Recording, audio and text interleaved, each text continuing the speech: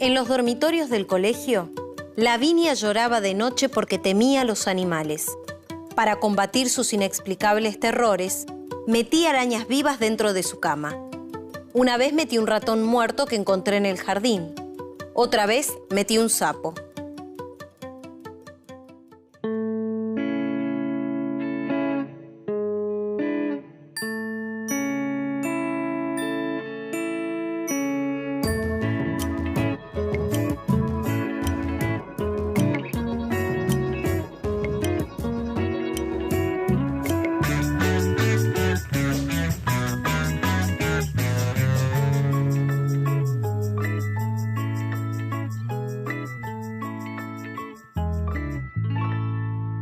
Claves de lectura. Obras de algunos escritores y escritoras de la literatura argentina para leer y analizar. Silvina Ocampo. Nació en Buenos Aires en 1903 y murió un 14 de diciembre de 1994, también en Buenos Aires. Fue la hija pequeña de una familia acomodada. Su hermana mayor, Victoria, fue conocida, entre otras cosas, por ser la directora de la revista literaria Sur, que publicó muchas de sus obras. Se casó con el escritor Adolfo Bioy Casares, con quien escribió la novela Los que aman, odian. Además de novelas, escribió cuentos, poesías y obras de teatro. Hoy vamos a leer y analizar algunos de sus cuentos.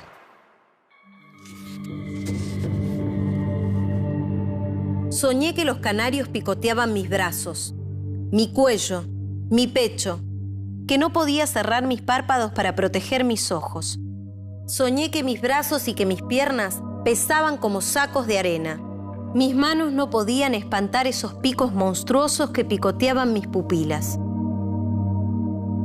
La expiación. Silvina Ocampo. En 1940, junto con el escritor Jorge Luis Borges y su marido, Adolfo Bioy Casares, publicó la antología de la literatura fantástica, compuesta por narraciones breves de todo el mundo. En ella se cuentan historias en las que todo parece ser parte de nuestra realidad, pero de repente algo la altera, la descoloca. Como pasa también en los cuentos de Silvina Ocampo. Por ejemplo, en La expiación, Antonio es un experto en amaestrar pájaros. Para vengarse de un amigo que quiere seducir a su mujer, adiestra a unos canarios en el manejo de flechas venenosas. Tras el ataque, dejan ciego a su amigo. Pero luego, carcomido por la culpa, utiliza el veneno contra sí mismo. El título del cuento delata el final. Expiar es eso, volver sobre uno mismo lo que nos hace culpables. Él tuvo la idea de cercar la antecocina, donde estaba su niñera, con fuego. Yo protesté. No teníamos que desperdiciar fósforos en niñeras. Esos fósforos lujosos estaban destinados para la salita íntima donde los había encontrado. Eran los fósforos de nuestras madres. Voz en el teléfono. Silvina Ocampo. En muchos de sus cuentos, el narrador o narradora, quien cuenta la historia, recuerda su niñez. Y todo tiene una perspectiva infantil. Pero esto muchas veces asusta, porque se acerca a la crueldad o a la perversión.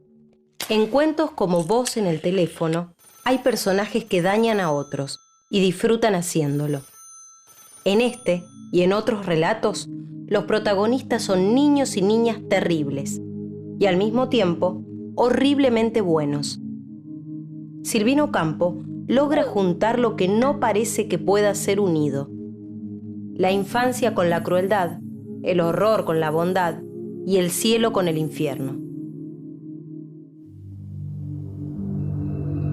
Tirándola con fuerza hacia adelante, la soga se retorcía y se volvía con la cabeza hacia atrás, con ímpetu, como dispuesta a morder. La soga. Silvina Ocampo. Durante una temporada en París, se formó en pintura con Giorgio de Chirico, un creador de imágenes metafísicas, es decir, imágenes que son imposibles de encontrar en el mundo real. En sus cuentos, Silvina Ocampo parece insinuarnos que a veces es más terrible el más acá que el más allá de la física. Una clave importante para leerlos es que las personas y las cosas aparecen descolocadas de su lugar habitual. Los objetos y animales se describen como si fueran personas. A veces, los objetos parecen tener vida propia, o también las personas están descritas como si fueran cosas, casi como si no tuvieran vida. En el cuento La soga, por ejemplo, un niño juega con una soga que serpentea como si fuera una víbora. Se mueve como si fuera ese animal y se vuelve así de peligrosa.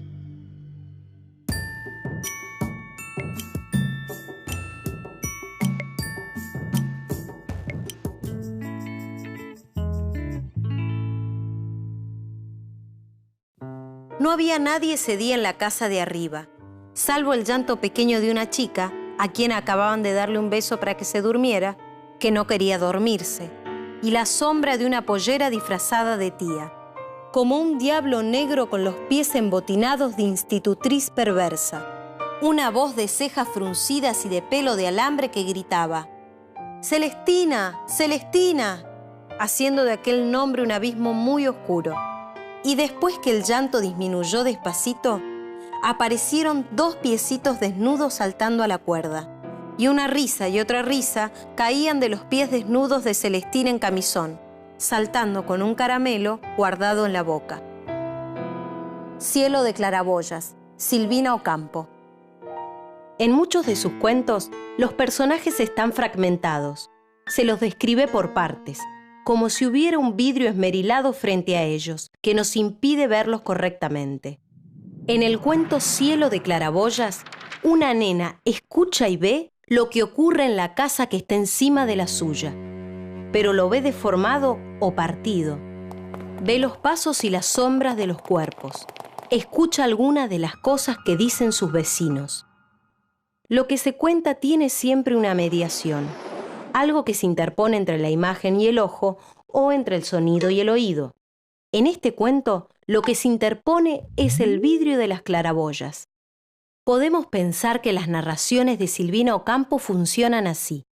Al mostrar, siempre algo queda oculto, como si estuviéramos viendo a través del ojo de una cerradura. Eponina abrió el baúl y vio a su hijo muerto, al que más había ambicionado subir sobre sus faldas. Ahora estaba dormido sobre el pecho de uno de sus vestidos más viejos, en busca de su corazón. El retrato mal hecho, Silvina Ocampo. Silvina Ocampo es una de las principales escritoras argentinas que logró construir pequeños universos, a veces crueles y extraños, donde no todo es lo que parece. Las voces, los chismes, lo que se escucha por ahí, las charlas en el teléfono, son una parte importante de esos universos. En el cuento Voz en el teléfono, un hombre explica por qué nunca quiere encender un fósforo, y esto se debe a que de niño se valió de ellos para cometer un asesinato. En muchos cuentos, como El retrato mal hecho, Silvina Ocampo combina, directa o indirectamente, la perspectiva infantil con otras que narran situaciones eróticas, muchas veces perversas, y en casi todas el amor es tan grande que puede transformarse en su contrario. Cuando nos comprometimos, tuvimos que buscar un departamento nuevo, pues según sus creencias, el destino de los ocupantes anteriores influiría sobre su vida. La casa de azúcar, Silvina Ocampo. En algunos de sus cuentos, como Cornelia frente al espejo o El impostor, las cosas o personas pueden tener un doble, una duplicidad del yo, que muchas veces aparece distorsionada. En otros cuentos, los personajes se van transformando de a poco, como sucede en La casa de azúcar. En él se narra la historia de una pareja de recién casados que se muda a una vivienda nueva. La mujer, llamada Cristina, poco a poco va adquiriendo la personalidad del anterior ocupante de la casa, llamada Violeta, una mujer que le es infiel a su marido. En otros cuentos, la transformación es sugerida indirectamente. Por ejemplo, en La Red, una mariposa es asesinada por una chica, pero la mariposa vuelve y se encarga de matar a la chica mediante una red, un elemento que generalmente se usa para atrapar mariposas. Mi nostalgia es muy grande. Yo vivo de nostalgias. Y sobre todo, lo que escribo es lo que está más lleno de nostalgias.